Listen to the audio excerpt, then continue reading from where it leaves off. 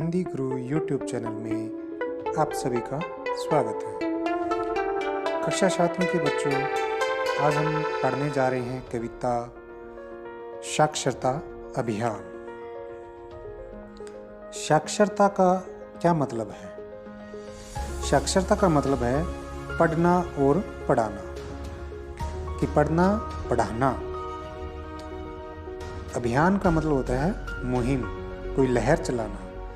तो कवियत्री इसके अंदर पढ़ने और पढ़ाने की एक मुहिम के बारे में बात कर रही है कि हम सबको पढ़ना भी है और पढ़ाना भी है, ताकि हमारा देश जो है वो साक्षर बन सके, पढ़े लिखों का देश बन सके। इसमें कवियत्री ने हमें 2-4 उदाहरण देकर इसका महत्व समझाया है। आओ हम पढ़ते हैं कि कवियत्री किन किन उदाहरणों के माध्यम से हमें समझा रही है। तो पहला उदाहरण है, दूर कहीं जंगल से तिनका चिड़िया बीन बीन कर लाती, जोड़ जोड़ कर इन तिनकों को लघु अपना वह नीड़ रचाती। तो दूर कहीं जंगल से तिनका, इसमें चिड़िया के माध्यम से कि चिड़िया किस प्रकार अपने घोंसले का निर्माण करती है उसके बारे में उदाहरण देकर बताती है कि चिड़िया जो है जंगल से कहीं दूर से एक एक तिनका करके उठाकर लाती है। बीन बीन कर लाती मतलब चुग चुग के वो लाती है, और उन्हीं तिनकों को आपस में जोड़कर, उन तिनकों को एक दूसरे में से जोड़कर लघु, लघु होता छोटा, लघु मीन्स छोटा, अपना वह नीड़ रचाती। नीड़ मतलब घोंसला, रचाती बनाना। तो वह इन्हीं तिनकों को जोड़ जोड़ के अपना एक घोंसला बना लेती है। भाव यह है कि हम छोटे छोटे प्रयास करेंगे तो हमें बड़ी सफलता मिलेगी। दूसरी उदाहरण दी है, राहगीर पग बढ़ा बढ़ा कर निज पथ पर चलते रहते हैं, हिम्मत और विश्वास जगाकर मंजिल को पा जाते हैं। राहगीर होता है रास्ते पे चलने वाला, मुसाफिर, यात्री, कि यात्री एक एक कदम आगे आगे बढ़ाकर निज पथ पर, निज मतलब अपना, पथ मतलब रास्ता, कि वो अपने रास्ते पर एक एक पग बढ़ाकर चलते रहते हैं और अपने मन के अंदर विश्वास और हिम्मत जगाकर वो अपनी मंजिल को पा लेते हैं, वो अपने उद्देश्य में सफल हो जाते हैं। यानी कि एक एक कदम चलकर भी वो अपनी मंजिल को पा लेते हैं।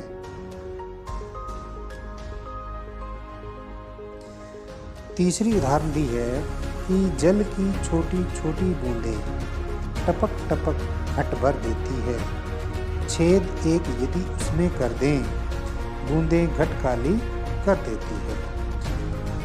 इसमें बताया गया है कि पानी की, जल की जो छोटी छोटी बूंदें हैं वो टपक टपक कर, घट मीन्स घड़ा,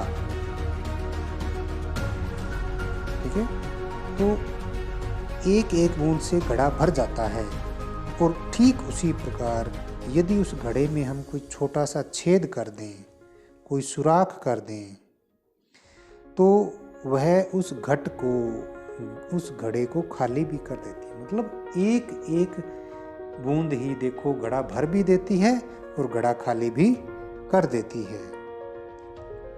अब इन उदाहरणों के माध्यम से कवियत्री हमें यह समझाना चाहती है कि थोड़ा थोड़ा प्रतिदिन पढ़कर, ठीक है, रोजाना, प्रतिदिन रोजाना अगर हम एक एक शब्द ही पढ़ें, हम एक एक अक्षर भी पढ़ें, तो हम ज्ञानी बन सकते हैं। कि जिस प्रकार पानी की एक एक बूंद घड़े को भर देती है, खाली कर देती है, चिड़िया एक एक तिनके को जोड़कर अपना घोंसला बना लेती है, राहगीर और मुसाफिर एक एक कदम चल के अपनी मंजिल को पा लेते हैं। उसी प्रकार हम प्रतिदिन थोड़ा थोड़ा एक एक शब्द पढ़कर ज्ञानी बन सकते हैं, विद्वान बन सकते हैं। रोज बचाएं यदि एक पैसा, धन एकत्रित कर सकते हैं। अब देखो, कोई किसी आदमी को धनवान बनना है तो एकदम धनवान नहीं बनता। वो अपनी रोज़ाना की कमाई से बचत करके एक एक पैसा जोड़ के धन इकट्ठा करता है और इसी से वह धनवान बनता है। एक एक अक्षर भी हर पल सीखें और सिखाते जाएं, शब्द ज्ञान बढ़ाएं अपना, भाषा पर अधिकार जमाएं। तो इस एक एक के महत्व को समझाते हुए कवियत्री कहती है कि यदि हम हर पल होता है हर समय, हर मिनट, हम एक एक अक्षर भी पढ़ें और हम उसको सीखें और दूसरों को भी सिखाते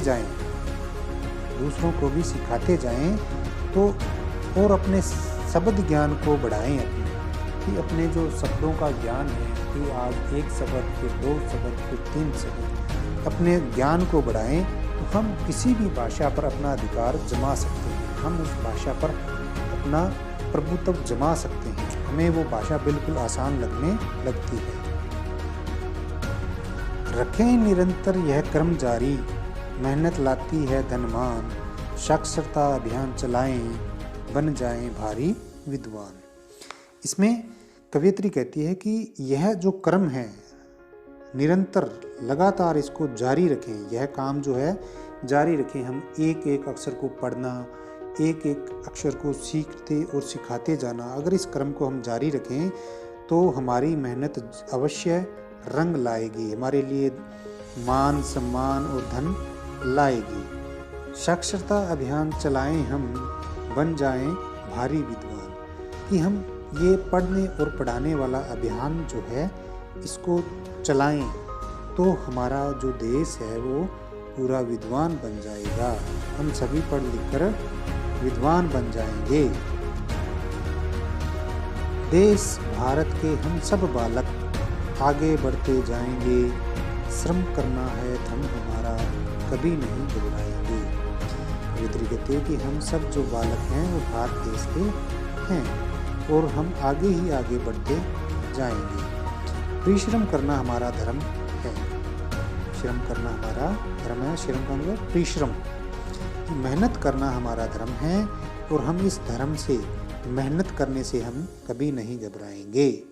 पढ़ लिख कर अपना ज्ञान बढ़ाएं, लेकर सबको साथ चलेंगे, ऊंच नीच का भेद मिटाकर जीवन अपना कृतार्थ करेंगे। इसमें कवियत्री कहती हैं कि हम ऊपर दी गई उदाहरणों को अपने मन में उतारेंगे और हम पढ़ लिख कर अपना जो ज्ञान है उसको बढ़ाएंगे, उसमें वृद्धि करेंगे और इसके साथ साथ हम सबको साथ भी लेकर चलेंगे। हम खुद भी पढ़ेंगे और दूसरों को भी पढ़ाएंगे।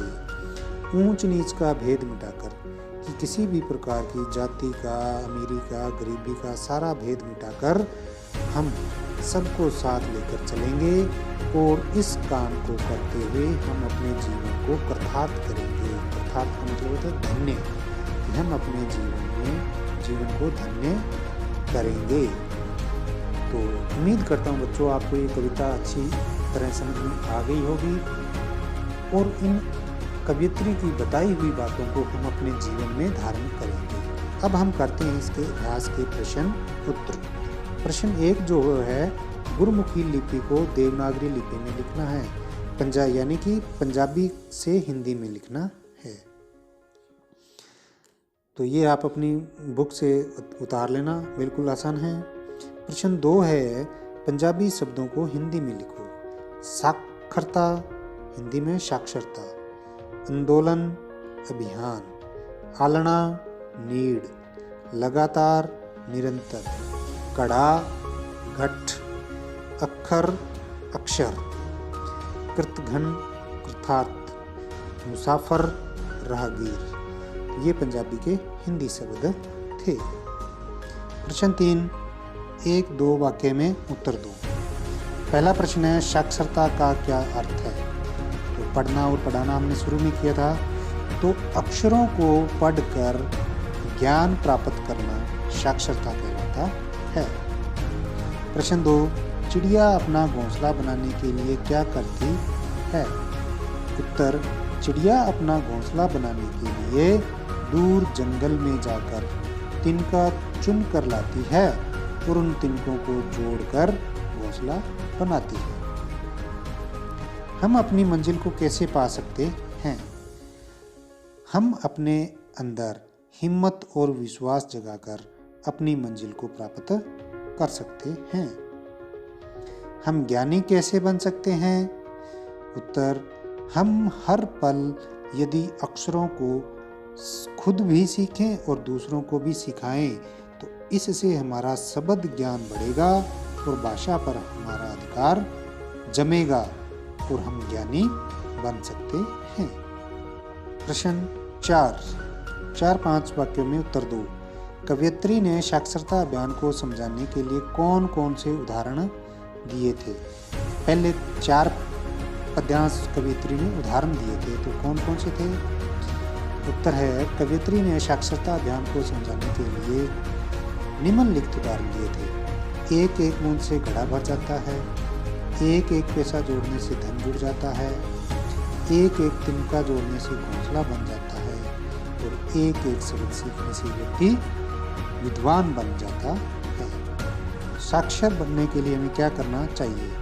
उत्तर, साक्षर बनने के लिए हमें एक एक शब्द याद करना चाहिए, जिससे हम शब्द ज्ञान के अपने भंडार को बढ़ा सकें। इससे हमारे ज्ञान में वृद्धि होगी, तब सही अर्थों में हम साक्षर कहलाएंगे।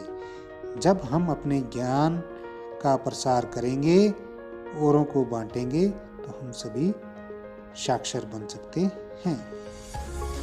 अर्थ लिखते हुए वाक्य बनाओ। शब्द दिए गए हैं, इनके अर्थ समझकर वाक्य बनाना है। राहगीर, राहगीर थक कर पेड़ के नीचे बैठ गया। नीड़, घोंसला, चिड़िया एक एक तिनका जोड़कर अपना नीड़ बनाती है। मंजिल, लक्ष्य या मुकाम।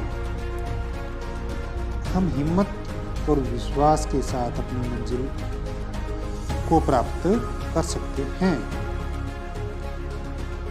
अभियान, आंदोलन या मुहिम, लहर। वाक्य, साक्षरता अभियान में सभी को बढ़ चढ़कर भाग लेना चाहिए। कृतार्थ, धन्य। महापुरुषों के दर्शन कर हर व्यक्ति समय को कृतार्थ समझता है। पर्यायवाची शब्द।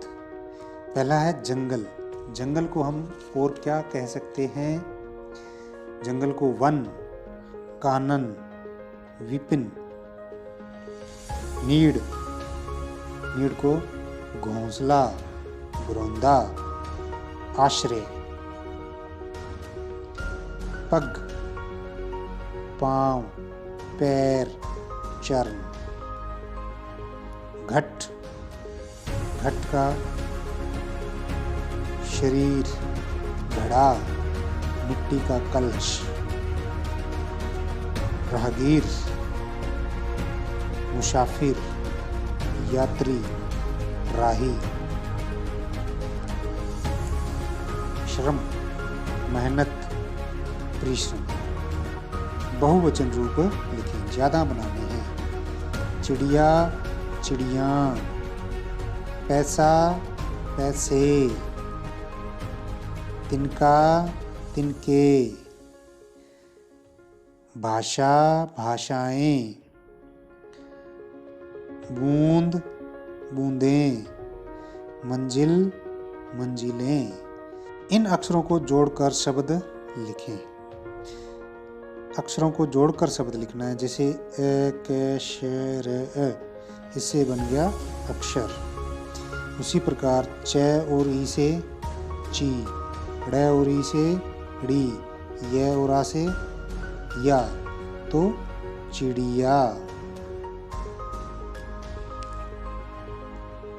से आ, के, श, र, ते आ। इससे क्या बना? शा, श, र, ता, साक्षरता। ए भी ई, अभी, ये या न क्या बन गया? अभियान।